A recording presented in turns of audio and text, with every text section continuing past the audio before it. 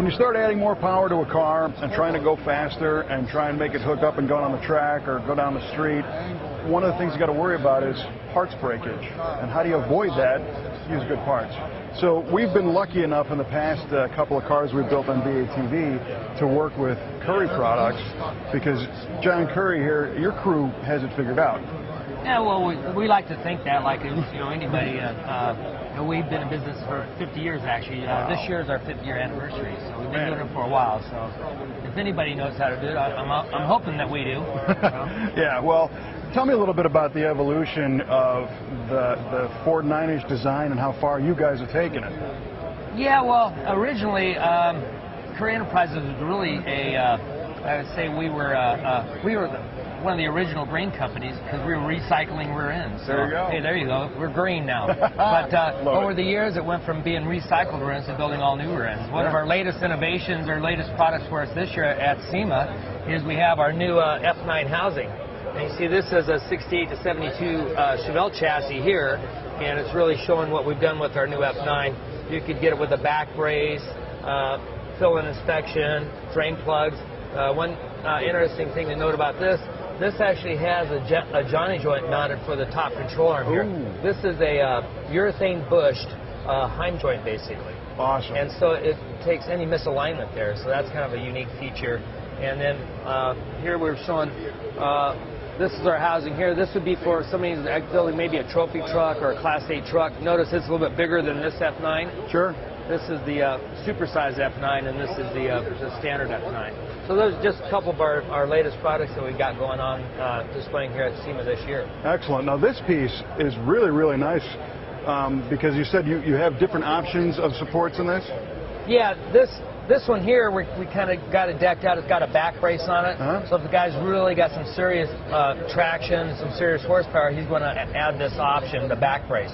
For most guys with a muscle car, maybe pushing 500-600 horsepower, they probably don't even need this. Sure. But a lot of guys want to do it for cosmetics. Maybe it's not about if he has the power or not. He just likes the way it looks. So, right. And today, everywhere you go, there's 10 different items, and it's not, maybe the function is the same of how they work, but it's the way they look, and that you have to kind of bring that to the market today. Well, sure, it's nice to know that they have the option too. You mentioned the Johnny joint in here, and what I like about those is, especially on a triangulated 4-link suspension design, what people don't realize is if you're going around a turn or at speed or even braking, people don't realize under braking acceleration, this triangulated 4-link is doing everything it can to keep that axle centered under the car. Right, yeah. And without a brake point, like a pivoting joint like this, you can get into some bind, which ends up resulting in unpredictable car feel, and that's what nobody wants. And another unique feature that we like to point out with this type of a joint on this type of a car and this suspension is, guys, you drive these on the street. Yeah. It's not just on a racetrack. A racetrack is relatively flat. When you pull up into your driveway, you actually have to make the car articulate. It wants to twist. And this suspension will actually allow that car to twist without restricting it or binding a joint. But you're still at the same time keeping the rigidity, so on the track it's not letting the rear end and stuff move around. Right. And then the fact that it's soft bushed. Right, yeah. Gives that little cushion. It's not like bushing material like rubber, which is too soft and gives a lot of movement. It's urethane. And another feature that most people don't even know with this bushing, it's under preload in there, and you could actually tighten up the preload. So if you get it, that thing just feels like it needs to be a little tighter. We have different thicknesses of washers on this, and it's put together with preload. You could actually increase the load to even make it stiffer. No kidding. So, like is it a side load? Right. You squeeze it. There's washers on the side. They're like a shim, the side spacers. Well, those come in, I think. 125, 135, and 145. Good size stuff. Yeah. And so normally it would have two 125s or 135s in there. So you get room to go up or down. If you want it to be a little stiffer, you put two, like a 145 and a 135. So you get 10 thousandths more preload against that bushing. So interesting. It just makes it a little tighter. So. Well, tell me about these control arms, these lower ones too. They're awesome looking. The unique thing about this control arm, this is made out of a 6061 billet aluminum, but the unique feature about it is two unique features. One, that it has a Johnny joint in one end to keep that flexibility, but the other unique feature about that is this control arm is the only one that actually has a steel sleeve where the Johnny joint goes in. So when you look at the end of it here, this is aluminum here, but this sleeve is actually pressed into that aluminum.